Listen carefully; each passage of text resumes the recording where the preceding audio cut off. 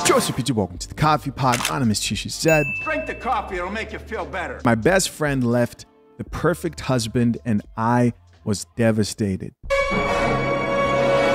This is part 2. If you guys haven't seen part 1, make sure you click that link at the top to see part 1. So guys, in our last video, this creator shared a story of her dealing with her best friend who married a man who she thought was absolutely perfect. Things were going well.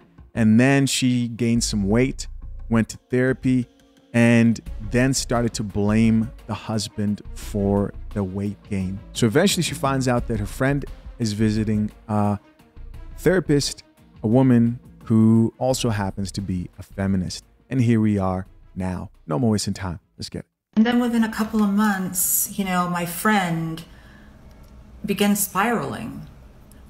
Things got weirder and weirder for her. She was complaining more and more about her husband, how he's making her miserable, how he's keeping her fat, how he is to blame for her depression.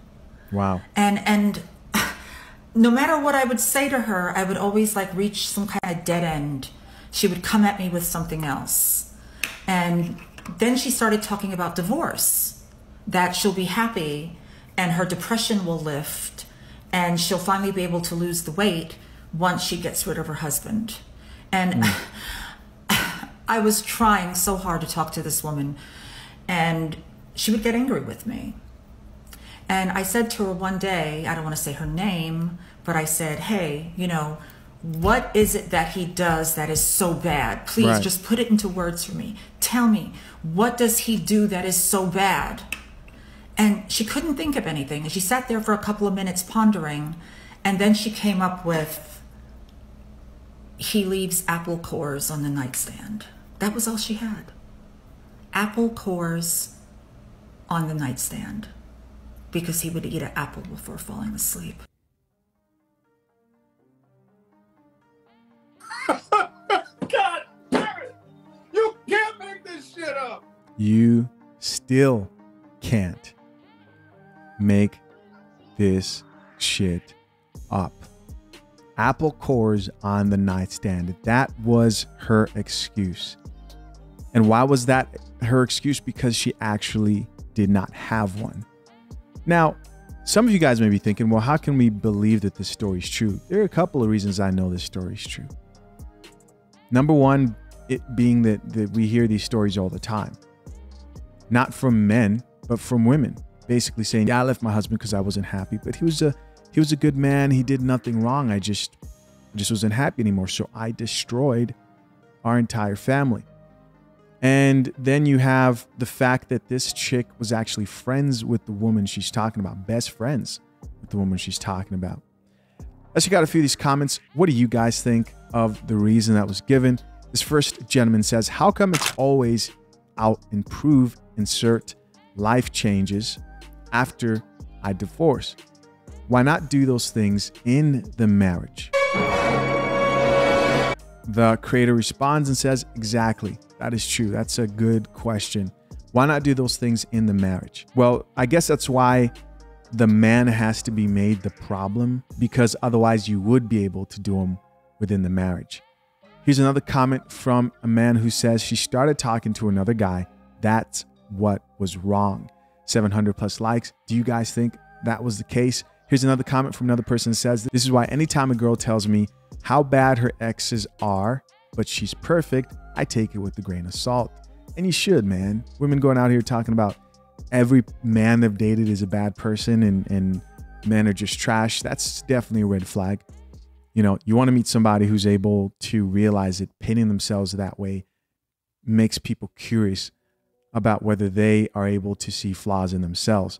Here's another comment in response to that comment that says, the minute a woman starts telling me her ex was a narcissist, abusive, etc., you gotta just zone out. With laughing emojis, she for the streets. Here's another comment that says, they never can come up with anything. It's sad that she made it seem like he was horrible, but he did nothing at all. And the woman responded back and said, this man was the prototype of the perfect husband, she says. Broke my heart. Another comment here from another man says, she never loved him. Got married for some superficial reason.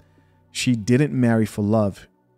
Her delusion is not fun anymore and she wants out. Another person here responded back to him and says, most likely she was just an idiot who started believing that lying sack of garbage of a therapist who gave her an excuse not to blame herself. Convincing a woman that a man is the reason she's fat, depressed, etc., and also her not being able to pinpoint exactly what it was or what he did that made her that way is crazy. Here's another comment from another man that says she just wants affirmation. She's already made her decision. 200 plus likes. Another commenter here says, but she did everything she could to get as much of his money as she possibly could in divorce. Another comment here reads, mine was, I don't load the dishwasher right. Damn. Here's somebody else here who could relate. This guy was told he doesn't load the dishwasher correctly. And another person responded back to that guy and says, that's rough. Here's another comment from another gentleman that says, crazy because I'm going through this now. Unfortunate. That's unfortunate. And of course, you guys can go check out this chick. I have her handle, the actual creator, the creator of this video. I'm curious, what do you guys think now that you've heard part 2 of this whole scenario and situation? I think this is definitely another reason why certain conversations need to be had. Conversations about like, do you think it's my job to make you happy?